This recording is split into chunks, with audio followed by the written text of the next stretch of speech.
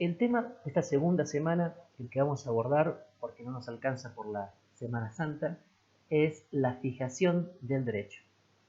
¿Qué es la fijación del derecho? Bueno, ni más ni menos que la sistematización de las fuentes de información jurídica en un solo cuerpo único.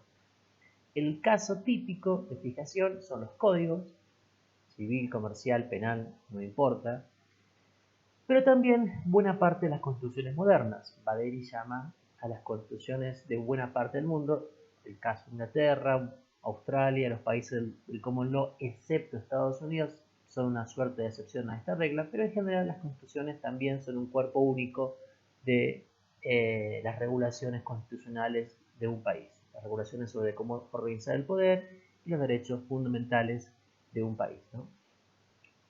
Ahora, ¿cuáles son las ventajas? ¿Por qué es deseable, se advierte en buena parte de la historia, procesos de fijación del derecho?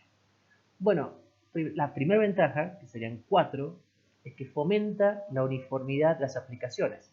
Al tener en un cuerpo único todas las regulaciones de una determinada materia, se facilita su aplicación posterior por parte de los operadores jurídicos y en general los ciudadanos. Lo segundo, que está muy ligado a lo primero, es al estar unificado en un solo cuerpo de normas, las regulaciones de la materia, eso naturalmente facilita, torna más sencillo conocer cuál es el derecho vigente de un país, de una comunidad, mejor dicho. Lo cual termina reconciliando el derecho en los libros y el derecho vigente, como decía Holmes, es decir, el derecho tal como se lo practica, con el derecho tal como es descrito por las normas y por la doctrina, ¿no? Se reducen las distancias entre la teoría y la práctica, y la doctrina y la jurisprudencia van de la mano, o mejor dicho, doctrina, jurisprudencia y ley van todos al unísono. Fomenta también la comprensión de la unicidad del sistema jurídico, de que hay una sola comprensión del sistema jurídico. Nunca se llega completamente a eso, pero se acerca un poco más la cosa a una comprensión más uniforme del sistema, ¿no?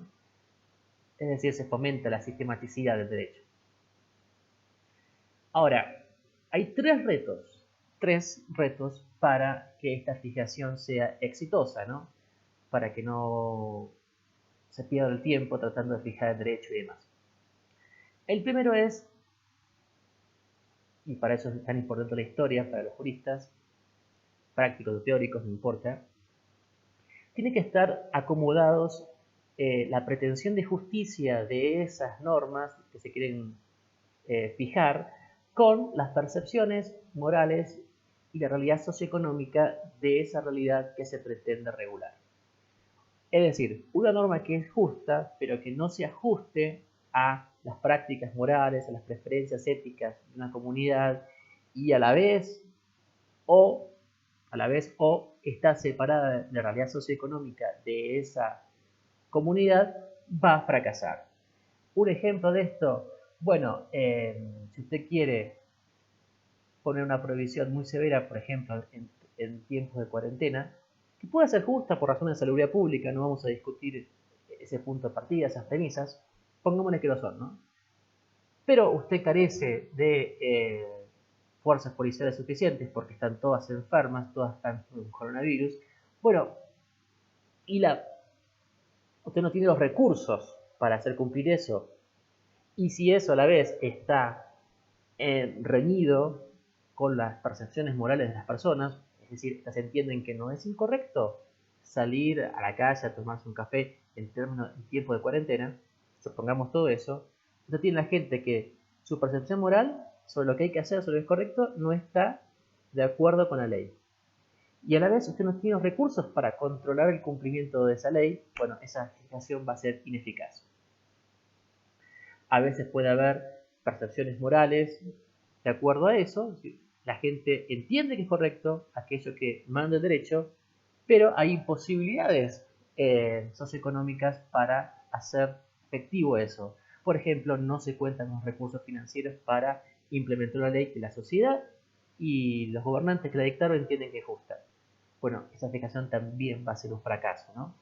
Por ejemplo, el caso del derecho de vivienda digna. En general entendemos que es razonable, que es justo, que haya una posibilidad de una vivienda digna, lo cual no implica que sea regalada. La ley así lo dispone, está en el artículo 14 bis de la Constitución, pero bueno, las realidades socioeconómicas hacen que ese artículo sea bastante letra muerta, bastante, no completamente, pero bastante. Tenemos mejor en otros países, pero eso no es como se dice normalmente, el mal de otros es consuelo de tontos, ¿no? El segundo punto, para que la fijación sea exitosa, es que tiene que haber una sofisticación de la técnica legislativa, hay que redactar bien las leyes o las normas jurídicas más ampliamente, y a la vez tiene que haber un cierto grado alto de la cultura jurídica de quienes van a cumplir esas normas. Específicamente o especialmente los abogados y profesionales del derecho, sea cual fuera su subprofesión jurídica, fiscales, abogados, jueces, profesores. Con esto quiero decir que para que la fijación sea exitosa, tiene que estar bien formulada, bien elaborada las normas y a la vez tiene que haber una comprensión robusta, sólida, bien fundada de los destinatarios de esas normas. Porque una ley puede estar bien escrita, pero si no hay capacidades cognitivas para que los destinatarios las conozcan, esa ley va a caer en letra muerta. Es decir, si un buen mensaje no es captado por los destinatarios de eso, esa norma no va a funcionar. Por eso esos destinatarios tienen que estar bien formados para entender los mensajes, entender las comunicaciones, en últimas las leyes y las normas de un país. Por eso en buena parte de los currículums de educación secundaria siempre hay una materia que es formación ciudadana, ciudadanía, educación cívica, le decían antes. ¿Por qué? Porque si las personas no están formadas para entender lo que manda el derecho, lo que dispone el derecho, lo que permite el derecho, bueno, este tampoco va a lograr su efectividad. ¿Y cuál es el reto que siempre se ve a posteriori, o sea, después de la experiencia, para que la fijación sea exitosa?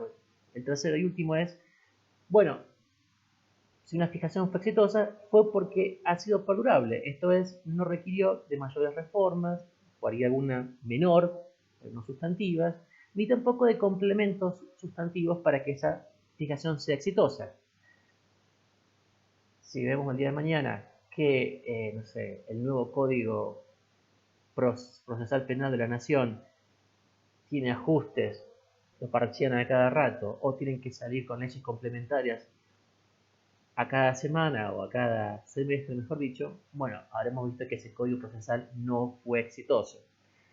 Con esto quiero decir que si una codificación, o mejor dicho, fijación fue perdurable, no hizo falta mayores reformas, podríamos decir que esa fijación fue exitosa. En ese sentido, me parece que la fijación, por ejemplo, de la Constitución del 5360 fue un caso exitoso de fijación, porque hubo reformas, pero en realidad fueron cosméticas, no fueron muy significativas.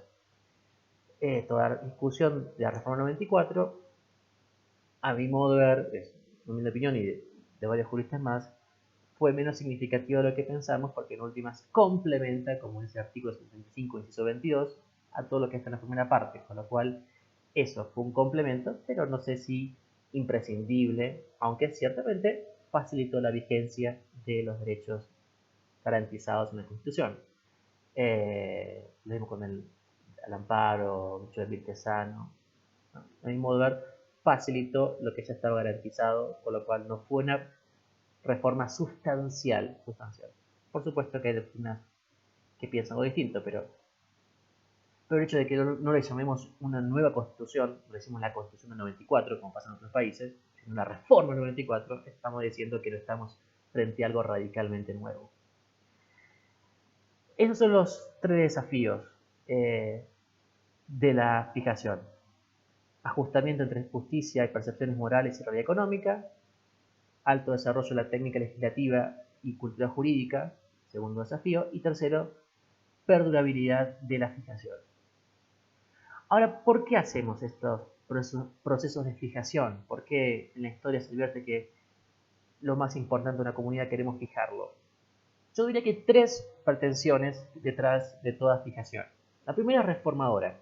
Generalmente se unifican las normas en un cuerpo único para reformar el derecho que está ahí en esa comunidad. Reforma que puede ser más o menos disruptiva, más o menos con solución de continuidad con lo anterior. El código de Beres-Arfield, veremos que no es tan disruptivo como pensamos, pero no pocas cosas marcó un antes y después en Argentina. Y para hacer eso hace falta unificar las normas para así garantizar que ese nuevo derecho iba a ser suficientemente aplicado de modo uniforme en el país. No es casual que las codificaciones nacen cuando se consolida el Estado moderno. La segunda pretensión de todo proceso de fijación es reconciliar el derecho formal, el derecho de los libros, de las leyes, con el derecho efectivamente vigente en la comunidad. Es decir, reconciliar, si ustedes quieren, teoría con práctica. Y la tercera pretensión que tiene todo proceso de fijación es reunir todas las regulaciones jurídicas en un solo cuerpo de normas. ¿Para qué? Para facilitar su comprensión, para facilitar su estudio, su conocimiento, su divulgación y demás. Cuando algo está disperso, cuando algo está en múltiples puntos de información, ya el hecho mismo de unirlos es un trabajo exigente y duro. Por más que ahora con la inteligencia artificial, con los buscadores electrónicos se ha facilitado mucho eso. No deja de ser, con todo, una tarea bastante desafiante. Al unificarlo, se facilita su conocimiento. Creo que ustedes coincidirán que el hecho de que les haya puesto en una carpeta de Google Drive todos los textos que vamos a ver facilitó su estudio. Bueno, del mismo modo, unir todas las normas en un solo cuerpo facilita sustancialmente su conocimiento.